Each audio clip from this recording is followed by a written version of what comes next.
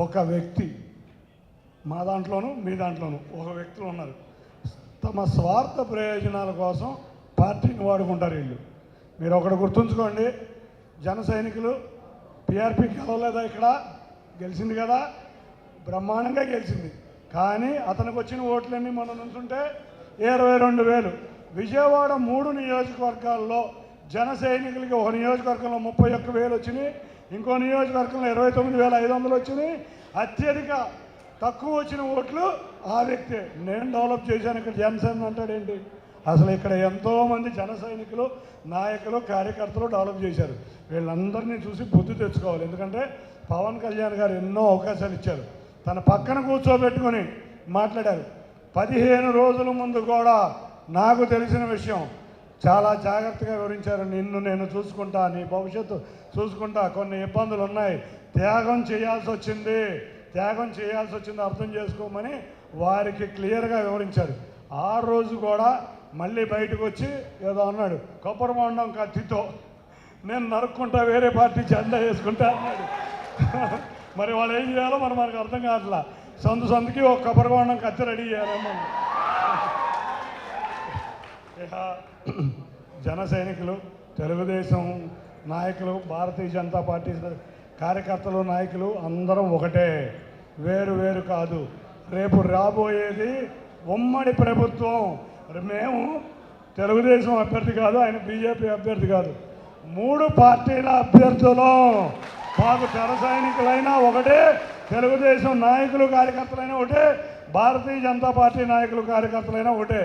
నా కార్యకర్తలని ఎట్లా గుండెల్లో పెట్టుకుంటామో మిమ్మల్ని కూడా గుండెల్లో పెట్టుకుని ఏ సమస్య ఉన్నా మీ అందరితో పాటు నేను, సుజనా చౌదరి గారు, జలీల్ ఖాన్ గారు, తెలుగుదేశం, భారతీయ జనతా పార్టీ అయినా మీ అందరి ముందు నిలబడతాం.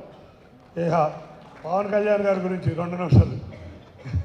పవన్ కళ్యాణ్ గారి గురించి, ఎన్టీ రామారావు గారి తర్వాత నాకు అభిమాన నటుడు పవన్ కళ్యాణ్ గారు.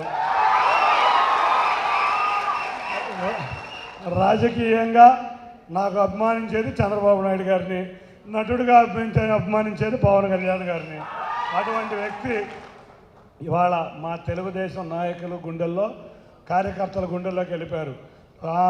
మా నాయకుడు చంద్రబాబు నాయుడు అరెస్టు సందర్భంగా మీరు వ్యవహరించిన తీరు, మొన్న తాడేపల్లిగూడెం సభలో మీరు వ్యవహరించిన తీరు మా తెలుగుదేశం నాయకులు, కార్యకర్తల గుండెల్లో వెలిగాం సార్. తప్పకుండా మీ నాయకుల్ని, కార్యకర్తలను కూడా మేము గుండెల్లో ప్రోత్సహిస్తాం. ఒకటే చెప్పాం, తెలుగుదేశం మీ దగ్గర నుంచున్నప్పుడు మీరు ఒక రెట్టు ఉత్సాహంతో చేస్తే మా నాయకులు, కార్యకర్తలు రేపు మచిలీపట్నంలో కానీ, అవనిగడ్డలో కానీ 3 రెట్లు ఉత్సాహంతో వేసి మీ అభ్యర్థులను భారీ మెజార్టీతో గెలిపిస్తాం. ఎక్కడ తగ్గాలో, ఎక్కడ నగ్గాలో తెలిసిన వ్యక్తి పవన్ కళ్యాణ్ గారు. అట్లాగే జన సైనికులు కూడా సీట్ల విషయంలో తగ్గారు, ప్రజల గుండెల్లో నిలిచిపోయారు. కాబట్టి ప్రజల గుండెల్లో నిలిచిన వ్యక్తి పవన్ కళ్యాణ్ గారు. అటువంటి వ్యక్తి మాకు అగ్నికి ఆజ్యం తోడైనట్టు, చంద్రబాబు నాయుడు గారికి ఆజ్యం తోడైనట్టు, అంతేకాకుండా వారి వల్లే ఇవాళ తెలుగుదేశం పార్టీ ఎన్డీఏలో ఒక మెంబర్ అయిందంటే ఆ కృషి పవన్ కళ్యాణ్ గారి వల్లే. రేపు రాష్ట్ర అభివృద్ధిలో, దేశాభివృద్ధిలో మనందరం ఎన్డీఏలో మెంబరు, ఇక్కడ తెలుగుదేశం, భారతీయ జనతా పార్టీ, జనసేన ప్రభుత్వంలో మెంబర్లు. కాబట్టి మన కళల రాజధాని అమరావతి, పోలవరం ఇటువంటివన్నీ వారి ద్వారా తెచ్చుకుందాం. ఇక సుజనా చౌదరి గారు, రజనీ గారు పొద్దున్నుంచి మేము 3 వార్డులు తిరిగాం. జన సైనికులు ఎంతో ఉత్సాహంతో పాల్గొన్నారు. పొద్దున్నుంచి ఆవిడ ఎండ కూడా లెక్క చేయకుండా బ్రహ్మాండంగా పాల్గొని మాకు చేశారు. ఇక సోదరుడు అమిశెట్టి వాసు, నాకు తూర్పు నియోజకవర్గంలో ఏ సమస్య వచ్చినా వాసునే దగ్గరుండి చేస్తూ ఉంటాను. తప్పకుండా బ్రహ్మాండంగా సహకరిస్తున్నారు. సుజనా చౌదరి గారు ఇటువంటి వ్యక్తి మన ఎమ్మెల్యేగా రావటం, ఎన్నో కేంద్ర మంత్రుల పదవి పొంది ఒకటే అనుకున్నారు, నేను ప్రజా జీవితంలో వస్తే వెనుకబడిన నియోజకవర్గం వచ్చే రావాలని. అటువంటి నియోజకవర్గమైన 1 టౌన్ని 175 నియోజకవర్గాల్లో నెంబర్ 1 నియోజకవర్గంగా నిలపాలని మేము అందరం కోరుకుంటూ, మీరు 3 సమస్యలు చెప్పారు. నేను చిన్నప్పటి నుంచి గాంధీ హిల్కి వెళ్ళేవాడిని, కానీ ఇవాళ చూస్తుంటే చాలా బాధగా ఉంది. 2వ సమస్య భవానీ ఐలాండ్. సుందరమైన కాన్స్టిట్యున్సీ ఏదన్నా ఉందంటే ఇవాళ విజయవాడ వెస్ట్. ఒకరోజు చంద్రబాబు నాయుడు గారు కనదుర్గ గుడి ఎక్కుతా ఓ చోట ఆగి ఎంత అందంగా ఉందో నేను ఎప్పుడూ చూడలేదన్నాడు ఆయన ముఖ్యమంత్రి అయిన కొత్తలో 2014లో.